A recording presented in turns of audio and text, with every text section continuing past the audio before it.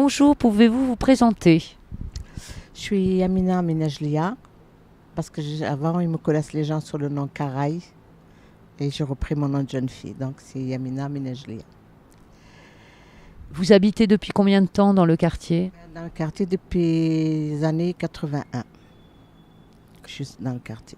Comment êtes-vous arrivé dans le quartier? Je suis née dans le quartier parce que j'étais sur Saint-André-de-la-Roche. Et comme mon ex il m'a piqué mes enfants les grands, je restais qu'avec ma petite fille la dernière. Et je travaillais au Méridien, je finis à 10h. Il n'y avait pas de transport à Saint-André. Et le maire de Saint-André m'a aidé, il m'a donné un logement ici à l'Ariane. Et c'est pour ça que j'ai atterri à l'Ariane. Super.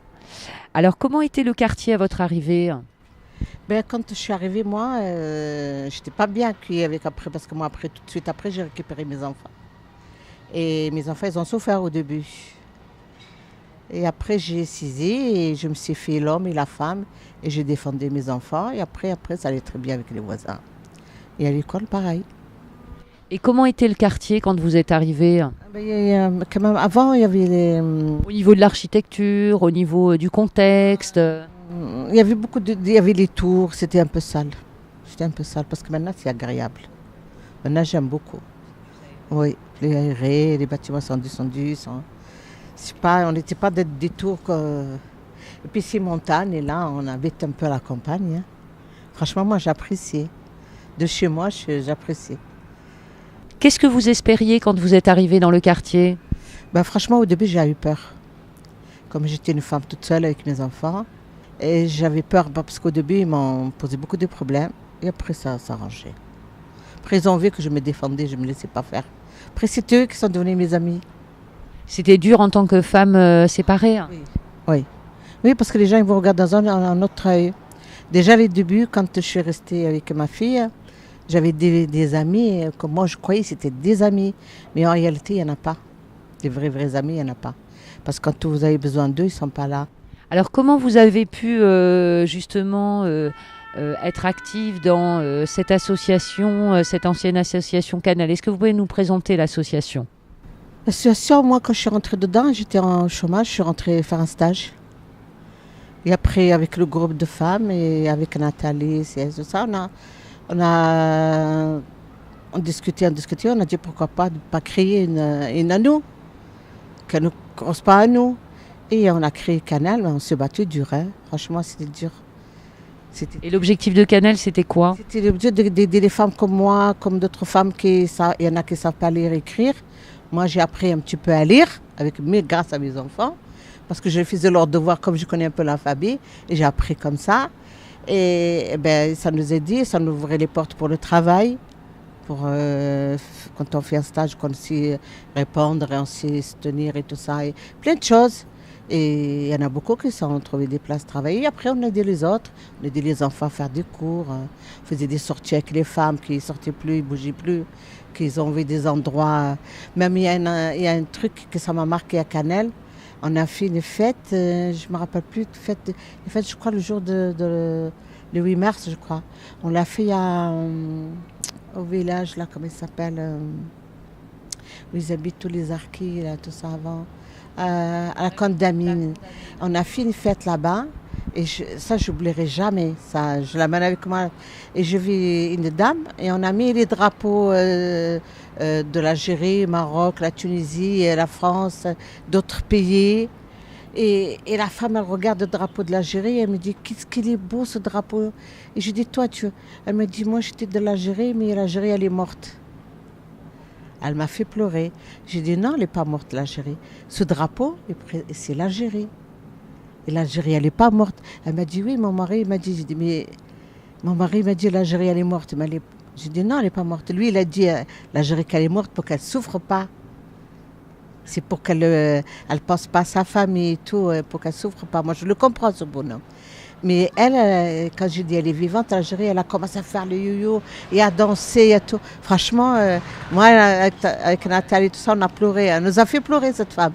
Elle était triste, elle est devenue joyeuse. Et je l'ai revue, je la revois dans un temps. Et elle est repartie en Algérie, elle avait sa famille et tout. Ça fait plaisir. De quoi était fait votre quotidien quand vous êtes arrivé dans le quartier, justement? Mon quotidien ici dans le quartier. Votre centre d'intérêt, vos occupations étaient centrées sur... Comme ça, c'était avec dans l'association de Canal. Et après, on a fait des fêtes ici pour la musique, on a fait plein de choses ici à l'Ariane. Et on a fait pour le mois de carême, on a pris une salle là-haut, qu'on faisait les soirées. On a fait bouger un peu les femmes, même les femmes là, ils se souviennent encore. Maintenant, tout ça, ils ne le font pas. Ils ne font plus comme avant. Et pourtant, au village, il y a quand même une énergie avec ces femmes, avec des femmes... Oui, mais ils ne font pas des choses comme on a fait nous avant. Moi, la jeunesse, elle a changé aussi. Hein. Ouais. Moi, j'aurais voulu que pour les personnes de mon âge et plus et un peu moins, qui font des sorties pour les femmes, mais loin, pas aller juste là ou là, un peu, je sais pas, pour 2 jours, parce que les gens, ils se participent toujours. Hein. Et c'est comme ça que justement des liens se créent aussi. Des liens, les gens quand ils se retrouvent en 2-3 jours comme ça fait beaucoup de liens. Moi, regardez, moi je suis partie à la Mecque, j'ai fait des liens avec des personnes, on est devenus, je sais pas, on est devenus des amis, des sœurs. Je sais bien, regardez, il y en a une, elle part en Algérie, elle revient, elle va pas chez sa fille, elle vient chez moi. D'abord chez moi et après elle va chez sa fille. Elle va faire un tour chez sa fille puis elle revient chez moi. Et c'est comme ça qu'on fait des liens. Et on voit d'autres gens. D'autres cultures. Voilà, tout, il faut aller un peu plus loin. Pas retourner dans le quartier, dans le quartier. Moi, dans le quartier, moi, quand je m'ennuie, je vais en Italie. Je vais faire un tour en Italie. Même se promener, c'est pas d'aller au marché, c'est de se promener, de sortir un peu de 20 minutes, de sortir un peu promener comme ça et revenir. Moi, je me trouve que je suis bien après. Je ressortis un peu. Que pensez-vous aujourd'hui de la place des femmes dans le quartier ? À comparer à quand vous êtes arrivé? Ah, maintenant, ils se défendent quand même, les femmes, là, maintenant. Les jeunes de maintenant, oui. Ça a changé quand même. Changé, oui. Ouais. Au niveau de ce que vous dites, que vous étiez femme célibataire. Oui. Et aujourd'hui... moi, je vois que sont des femmes célibataires maintenant, qu'elles n'arrivent pas à s'en sortir dans la vie. Hein. Moi, je me demande comment moi, je me suis sortie avec 4 gosses. Et en plus, j'avais mon beau-frère qui était avec moi, j'avais 5.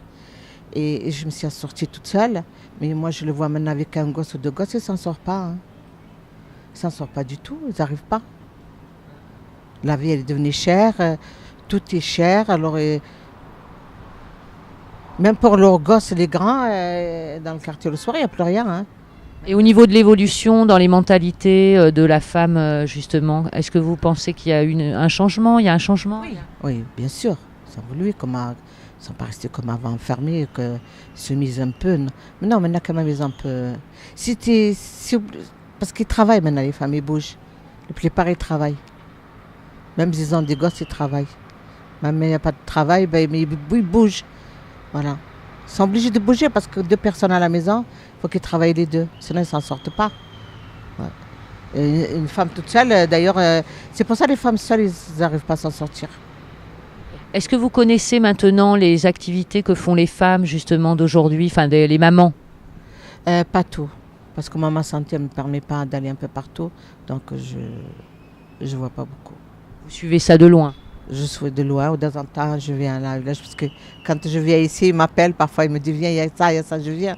Mais je suis fatiguée. La dernière fois, je ne suis pas venue, parce que je fais comme un arrêt cardiaque et j'ai rendez-vous au cardiologue. Ouais, je suis fatiguée, la santé ne me permet plus comme avant. Comment le quartier a-t-il évolué?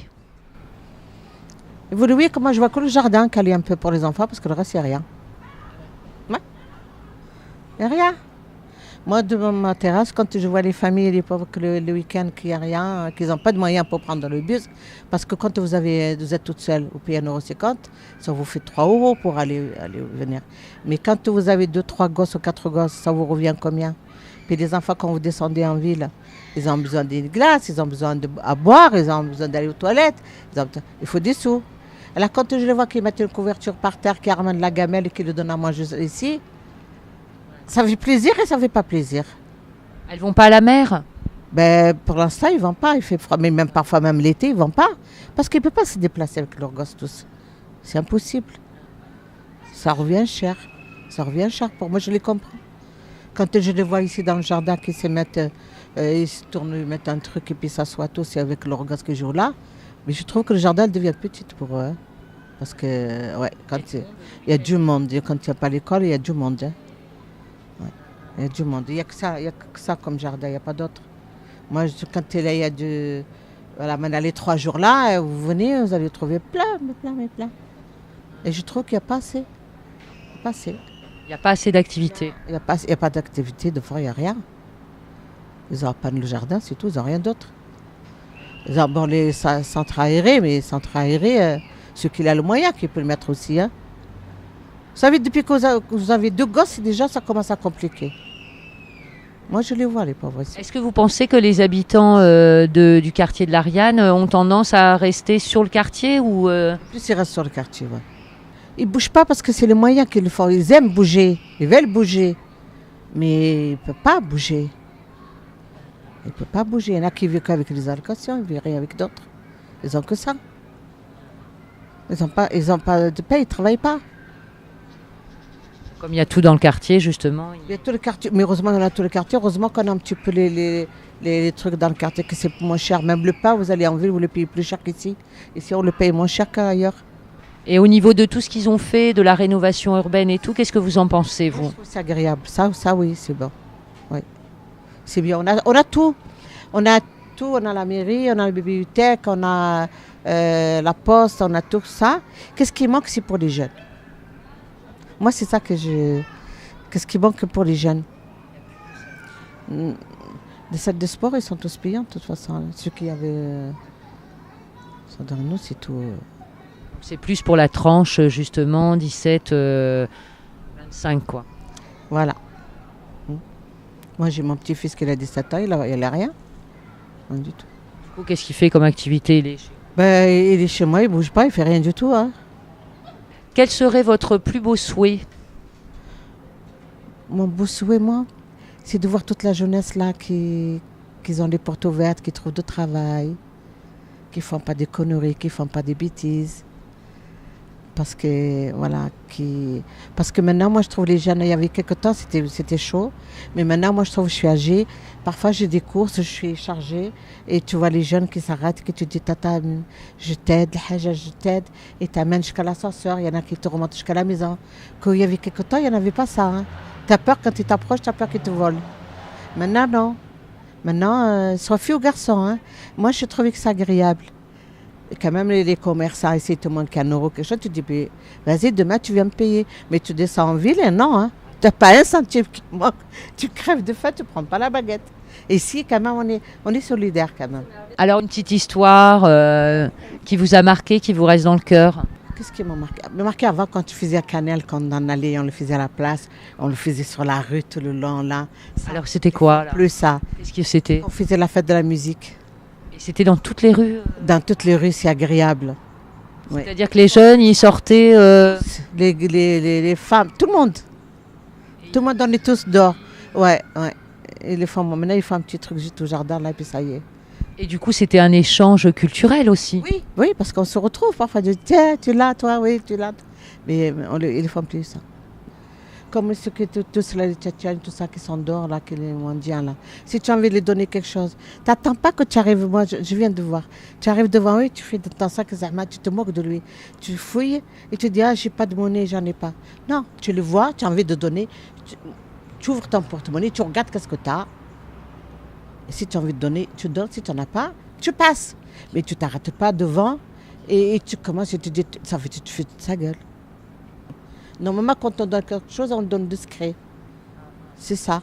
Tu veux faire un charité, il faut le donner discret. Tu ne donnes pas que les gens et tout le monde te voient ce que tu as donné. Non. Donne-le en discret. Et ma fille, elle avait une poussette qui a été dure. Il y avait une poussette que j'aime bien, moi. Et c'était la seule qu'on avait avec nous. Et je voyais qu'elle avait le bébé dans les bras et tout. Il faisait chaud. J'ai dit, Nora, elle me dit, ouais. J'ai dit, tu ne veux pas lui donner la poussette? Elle me dit, oui, mais c'est là, c'est toi que tu as mal au bras. J'ai dit, donne-la, s'il te plaît. Elle a ouvert le coffre, elle a donné. On l'a donné à la petite. Ça fait plaisir que tu donnes quelque chose à quelqu'un.